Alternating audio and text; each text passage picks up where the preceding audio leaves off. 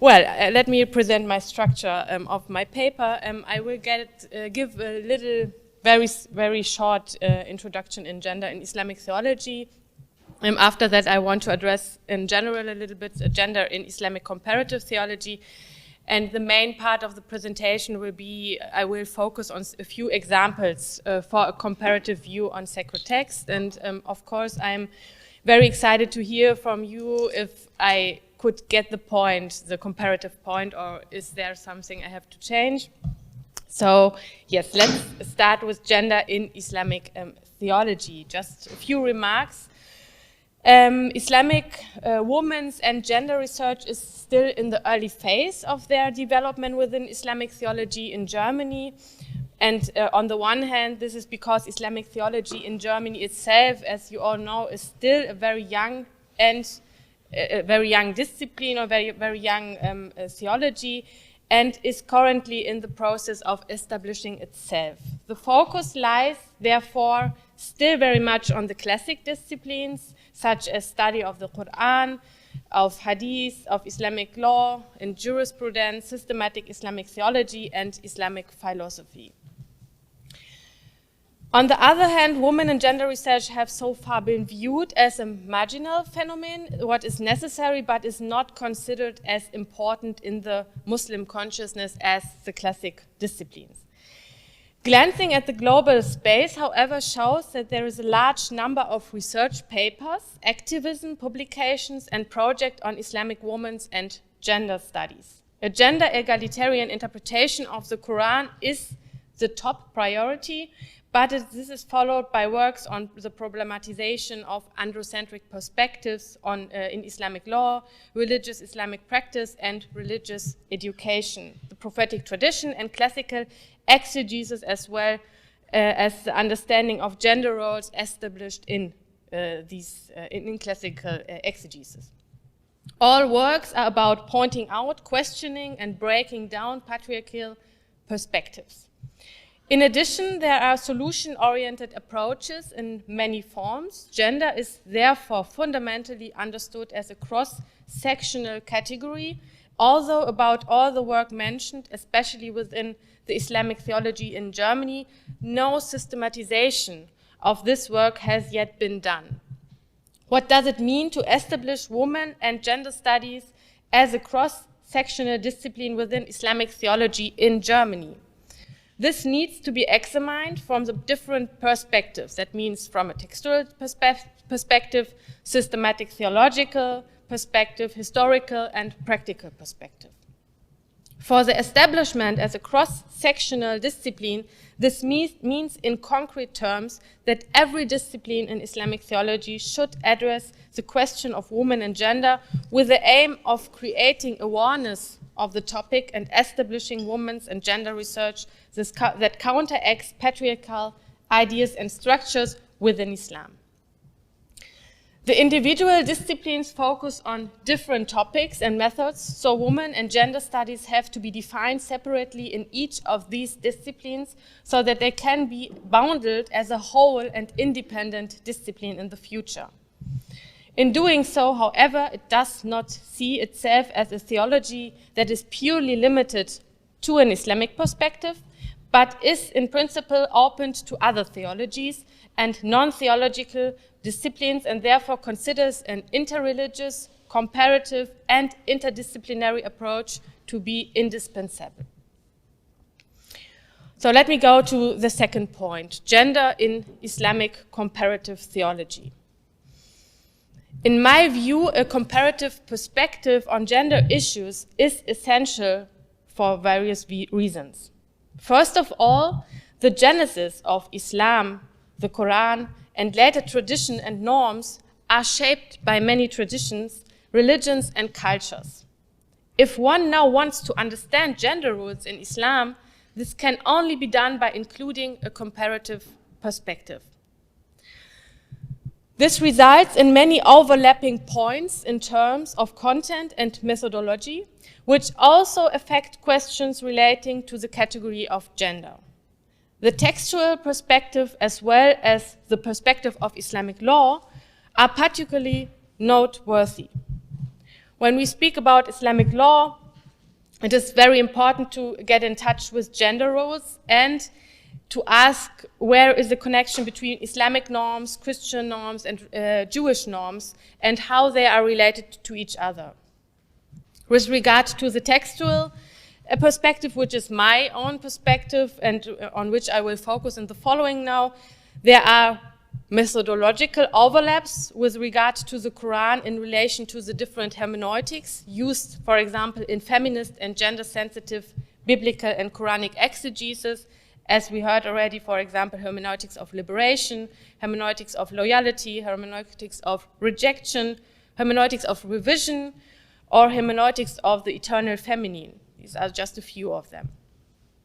On the other hand, these become clear on the level of content in a comparison of the Quran and intertext from late antiquity, whereby there are mainly overlaps between the Quran, Bible, and apocryphal text. This can apply to female figures in the Quran, but also to certain ideas, motives, images, and norms.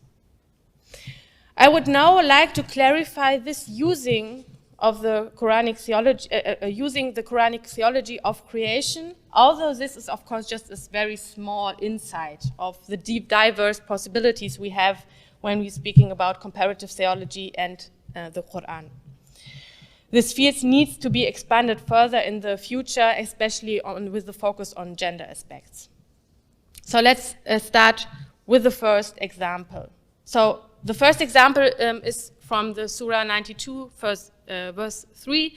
There we read, "By the night when it covers, and by the day when it appears, and by he who, or by what he created the male and female, indeed your efforts are diverse." The third verse of Surah 92 is the earliest mention of the female gender in the Quran and dates from the first half of the early Meccan phase. That means it was announced at a time when the Muslim community was still in a very early stage. Nevertheless, even in this early phase, the Quran emphasizes a symmetrical order of creation within which no hierarchies are represented. Rather, different couples stand symmetrically opposite one another on the same level. This symmetry within the order of creation can be interpreted in such a way that it wants to emphasize the divine principle of justice and equality, which at the same time brings the harmony of creation into focus. The two sexes, male and female, are now raised to a cosmic level in the context of creation, and the harmony brought about in the macrocosm is thus also transferred to the microcosm of human creation. The symmetries created illustrates harmony in the entire order of the creation. In this order of creation, the human couple stands symmetrically opposite one another on the same level, which emphasizes their ontological equality in the order of creation. In this context, the embedding of the picture in the quoted passage is also important because it forms part of an analogy, which additionally emphasizes the equal status of both components of the couple. In this analogy, night and day are associated with the masculine and feminine. Each pair has in common that they consist of two exact counterparts that are ontologically equal, yet the Quran in verse 1 and 2 lists the night and day, each as an attribute that is unique to the respective subject. The night envelopes and the day shines. Taking up this difference between the two parts of the couple, the third verse of the Quran draws a line to the fourth verse of the surah, because the male and the female, also, although essentially the same, differ in one essential point, in their actions and not in their gender. With this, the core statement of the surah is poured into its foundation. All people are essentially the same, but they differ in their action. The Quran thus clearly emphasizes here that there is no hierarchy between the sexes, just as there is no hierarchy between night and day. Rather, the position of every human being depends on his deeds. Another aspect that is interesting for the interpretation is the relationship of the third verse to Genesis 1, because here a few striking parallels can be seen that may clarify how the Quran, in the context of gender relations, picks up on the ideas of the late antiquity that favor a gender egalitarian reading. The creation of the two sexes or the couple within the theme of creation can be traced very clearly in the first account of the Bible. There we read, "So God created man in his own image. In the image of God he created him, male and female he created them. And God blessed them, and God said to them, be fruitful and multiply and fill the earth and subdue it and have dominion over the fish of the sea and over the birds of the heavens and over every living thing that moves on the earth." This passage can, of course, be interpreted in different ways, but Phyllis Bird's remarks seem particularly helpful for our context as she emphasizes and analyzes two essential themes in the passage. God created man in his own image as a representative on earth and places him above the rest of the creation. Here, according to Bird, man, Adam, is understood as a collective in the sense of human creation without making a gender differentiation. That means the beginning of creation stands the undifferentiated humanity encompassing both sexes. The gender differentiation only occurs in the second part of verse 27 and verse 28, in which the two sexes and their function are named. The preservation of creation. For although all creation comes from God, the reproduction of man and all other living beings is necessary for the creation to endure. The original pattern pair serves as a multiplier to fill in still empty earth. Hence, the request, be fruitful and multiply, is here mentioned. The blessing of God lies in man's distinction of being responsible for the preservation of or production of creation. Thus, sexual differentiation in verse 27 and the concomitant emphasis on the couple as the minimal presentation of a species provides the basis for the assertion of the verse 28 here. A hierarchy on the sexes cannot be recognized in Genesis 1, rather the couple and their common mission come to the fore. So the next verse is 39 from the Surah 75. Here we read, "Do people think they will be left without purpose? Were they not once a sperm drop emitted? Then they became a clinging clot of blood. Then he developed and perfected their form, producing from it both patterns, male and female. Is such a creator unable to bring the dead back to life?" Verses 37 to 39 of Surah 75 can already be assigned to the second half of the early Meccan period, and like verse 3 of Surah 92, we already discussed, take up the creation of the two sexes, but extended this motive by explaining the origin of the creation can be traced back on a drop of human seed from which both parts of the couple, male and female, are formed by God.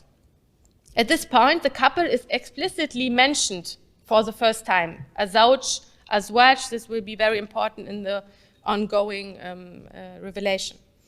The passage focuses on the creation of the two sexes as a sign of creation for the omnipotence of God in the form of rhetorical questions that are intended to empirically prove God's ability to bring people to life. This serves as a lead-in to the final rhetorical question, which is designed to underscore God's ability to raise man from the dead.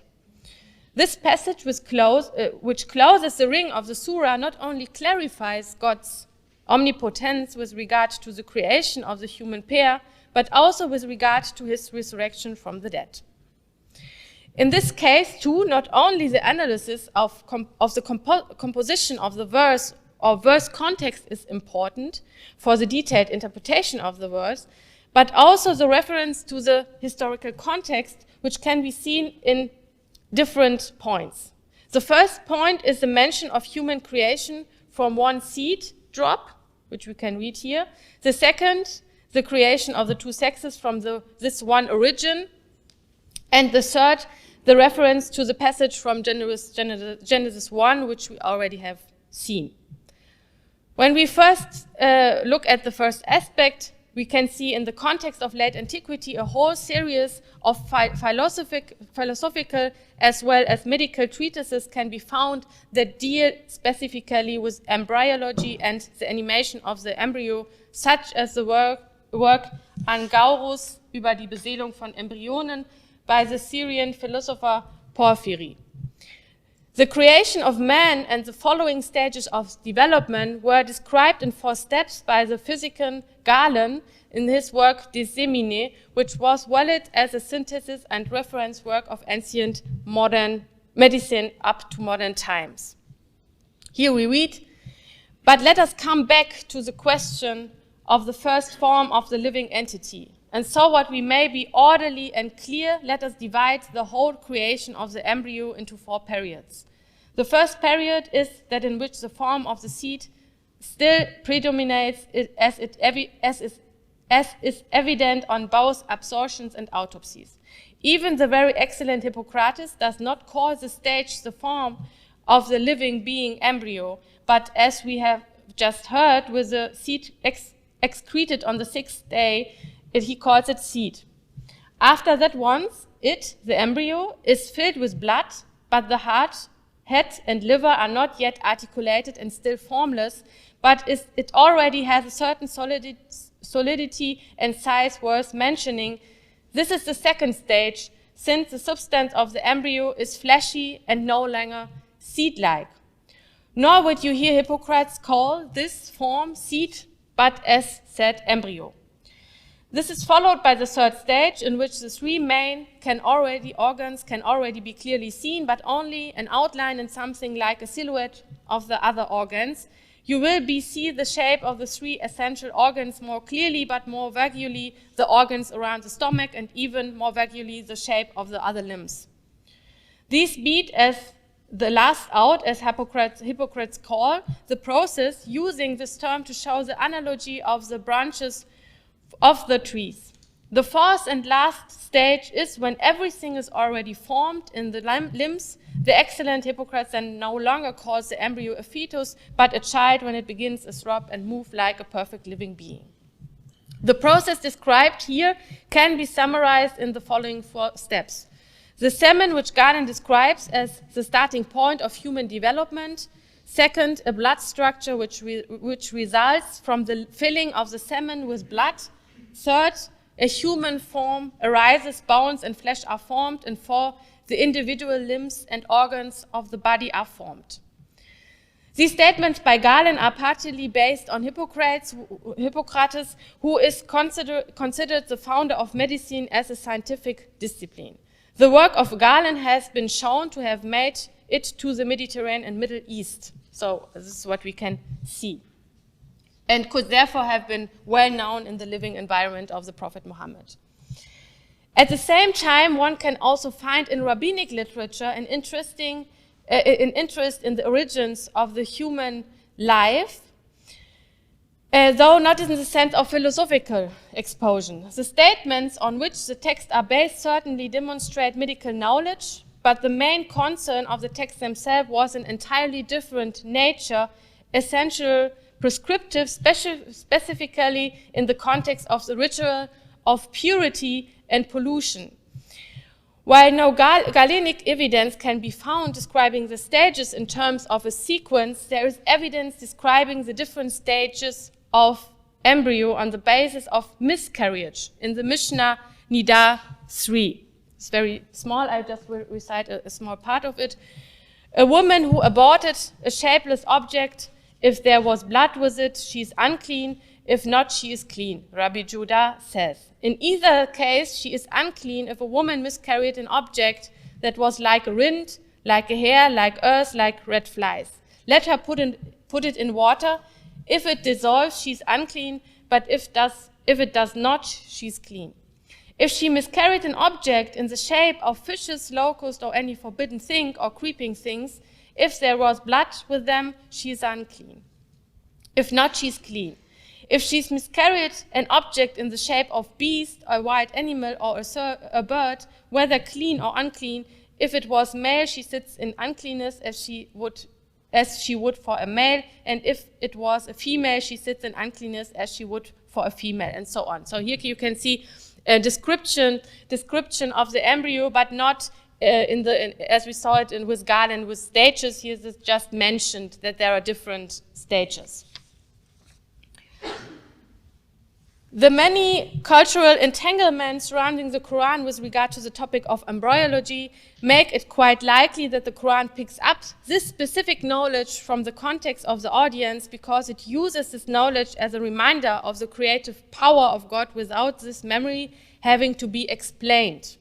It seems not unfamiliar image to the audience that the creation proceeds from a drop of seed which God forms into a human being, as this is the first mention of this type in the Quran, but is not followed by any further explanation. And in this verse, we already can see that there will be a change of the motive of creation, of the creation of the human couple, which will be that the couple will be more on the focus when we're going further in the chronology of the Quran. So the couple is more in the present, and there will disappear the gender aspect. Male and female will not mentioned anymore, and the couple and its origin, its common origin will be focused more. And this is the last example I will bring now, which shows this last step. The change of the motive here you can see this is from spätmechanische Periode, also a little bit later. So you read here in verse 21 Surah 30, and one of his signs is that he created for you partners from among yourselves, so that you may find comfort in them, and he has placed between you compassion and mercy. Surely in this area signs for people who reflect.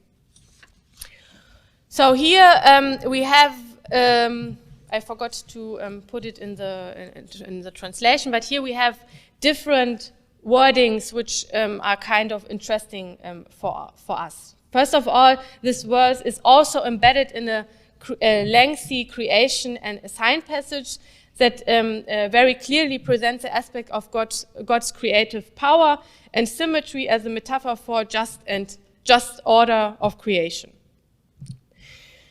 Because of the limited time, I just will now focus not on the whole passage, just on this verse. For this verse, we can see here a few words which are important for us. So we read here, he created for you partners from yourself. So the wording is here azwajan. This is the Arabic term azwajan, min anfusikum, also min anfusikum, from yourself. The language that the Quran uses here allows for more room for interpretation, because instead of concrete attributes in the sense of the attribution of anfus, which is done very much in the classical tradition, to men, and azwaj to wives, we can read it here more open. Anfus is like what is done in the classical exegesis is to say the woman is created from the rib of the man, and it is shown here with the word from you. That means from the male is done your spouse. But we can read it in another way. First of all, we can say that nowhere in the Quran can be found the creation of Eve or Hawa as a derivative of Adam. It's not mentioned that she is created from a rib. The Quran does not take up this narrative. Instead, he uses the pair terms nafs and zawj. First in the plural, here we find it in anfus and azwaj, and later in the later when we go later chronologically, then we find it in the singular, nefs and zawj, in verse 1 of Surah 4. But what does these terms nefs and zawj mean? The term nefs, from which the partners emerge, is grammatically feminine, which represents an interesting deviation from the common narrative of first male creation, and means something like beings or being or soul. Here in the second person plural, we can understand anfus like from min anfusikum, from your beings or from yourself. If one now concentrates on the term zawj, which is interpreted by classical exegesis, as I mentioned, as wife, it becomes clear that this term is grammatically male. So the Quran also breaks with the misogynic narrative of a hierarchical creation of woman at this point, and thus seems gender confusing at this point, in that the grammatical genders are reversed. We have nefs female and zawj male. If we now go one further step on the level of meaning, it can be seen that the term zawj or azwaj in its actual meaning is first of all to be understood as gender neutral in the sense of partner or second part of the couple. So we have here, when we coming from a semantic view, so we see here we have nafs and zawj, and both the concept of them is gender neutral.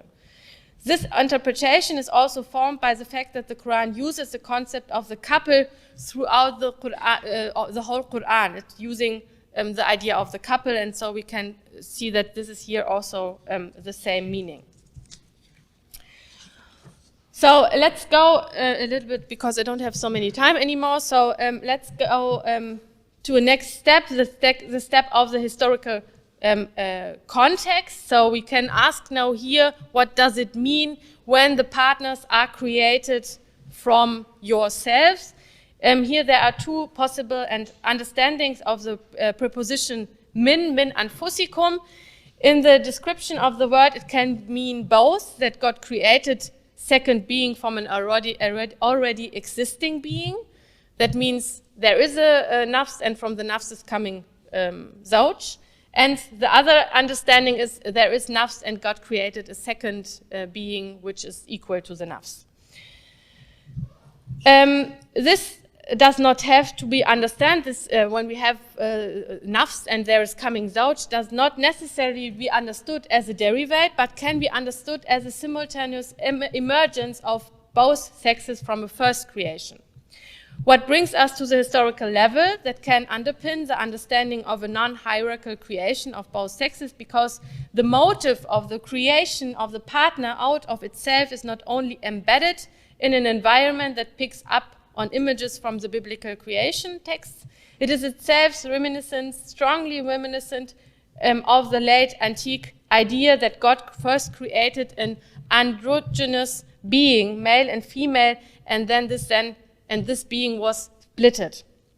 So we read in the Jewish commentary of Genesis 1:27, which we already have mentioned, when the Holy One who is blessed created the first man, androgynous, he created him, for it is said, male and female he created them. And Rabbi Samuel B. Nachman said, when the Lord created Adam, he created him with two faces, then divided him in two and gave him backs. Adam is understood here in the sense of his actual meaning as a human being. That means at the beginning of the creation, there was initially the undifferentiated creation of human being, from which the couple then arises. The reception of this idea is widespread, also among Syrian Orthodox Christians, and in the Quran it can therefore be understood as a corrective to the misogynic notion of hierarchical creation. So what we see here again is that the Quran is using an idea of the biblical context, which is supporting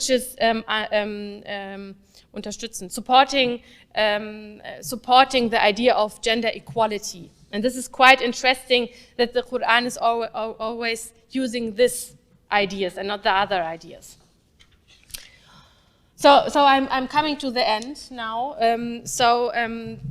so these are just a very few examples. It can be shown in a lot of examples we have, and here it is quite interesting because we can see in the development of this motive, as I already mentioned, that at the beginning we have this couple which is clearly binary. We have male and female, and then we are going further, and this male and female is disappearing, and we have just this couple who is coming back from the same origin, and how it is influenced by these biblical ideas. And I think in the future it would be very important to have, especially when we're talking about gender, this perspective. So this can help us in our tradition to get more arguments against patriarchal arguments, ideas, yes. And what is quite interesting, just a last remark, is that we can see, for example, in classical exegesis, that there is also used biblical traditions, but in another way to force a hierarchical idea. So it is quite interesting how we can use this text for getting our statement at the end. So I will finish now with this, and thank you so much for hearing me.